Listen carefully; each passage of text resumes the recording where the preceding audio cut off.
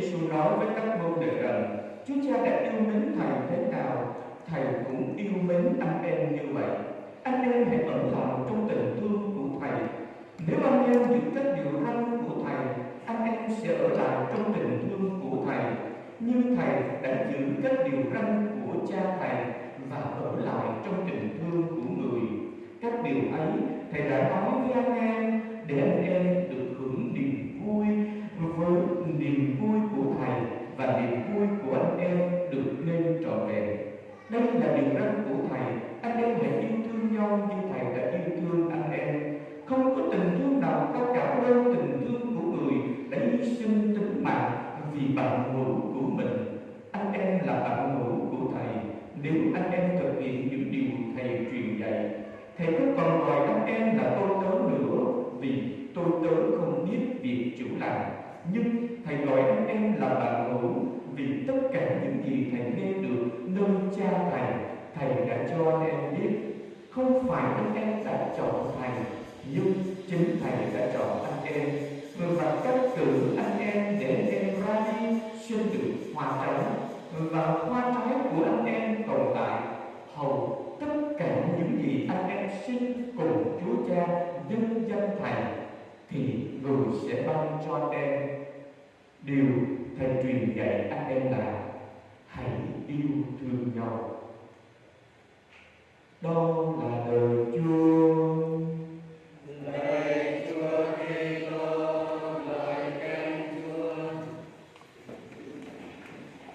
Kính thưa quý bà chị em và cộng đoàn thân mến, bản tin mừng ngày hôm nay gợi lên cho chúng ta khi Thánh Gioan nói hãy ở lại trong Thầy, Thầy ở lại trong anh em hãy ở lại trong Thầy, hãy ở lại trong tình yêu của Thầy.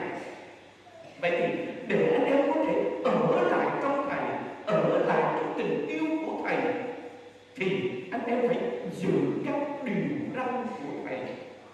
Mà các điều răn đó là gì? Đó là anh em hãy yêu thương nhau. Vậy thì việc chúng ta ở lại trong tình yêu của Chúa Giêsu nó không phải là một tình yêu lãng mạn và cao siêu. Nó chính đời sống đức tin cũng như đời sống thường ngày của mỗi người trong chúng ta. Nhưng nó rất là cụ thể. Cụ thể ở chỗ đó là anh em ở lại trong Thầy, Thầy ở lại trong anh em ở lại trong tình yêu của Thầy. Đó là anh em hãy giữ các điều răn của Thầy. Vậy thì các điều răn của Thầy đó là gì? Đó là anh em hãy yêu thương nhau. Vậy thì để ta có thể lại ở lại trong tình yêu của Chúa Giêsu thì đồng thời Chúa mời gọi chúng ta hãy yêu thương anh chị em của mình một cách cụ thể trong cuộc sống của chúng ta. Khi chúng ta yêu thương anh chị em của mình, đó là thước đo đáng tin cậy nhất để chúng ta nói với Chúa rằng con yêu mến Chúa.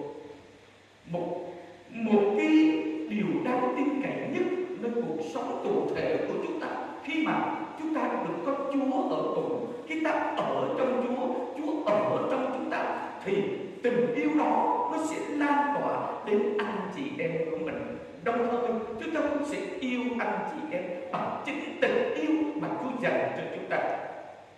Nhưng trong cuộc sống của chúng ta, để có thể yêu được anh chị em của chúng ta, nó đòi hỏi chúng ta phải bỏ đi cái tôi của chúng ta, bỏ đi sự ích kỷ trong cuộc đời của chúng ta, bỏ đi sự ích kỷ nơi người chồng và người cha, bỏ đi sự ích kỷ của người vợ và người mẹ, bỏ đi sự ích kỷ của những người con. Thì lúc bấy giờ chúng ta mới có thể cho cái tình yêu đó đến với những người thân của chúng ta.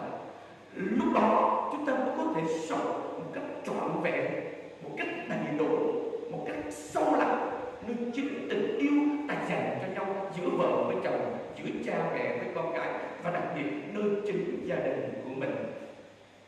Lắm lần và nhiều khi trong cuộc sống của chúng ta, đâu đó trong ngóc ngách của lòng mình, trái tim của chúng ta chảy cứng, trái tim của chúng ta hết còn rung động, trái tim của chúng ta có thể trở nên sắt đá, bởi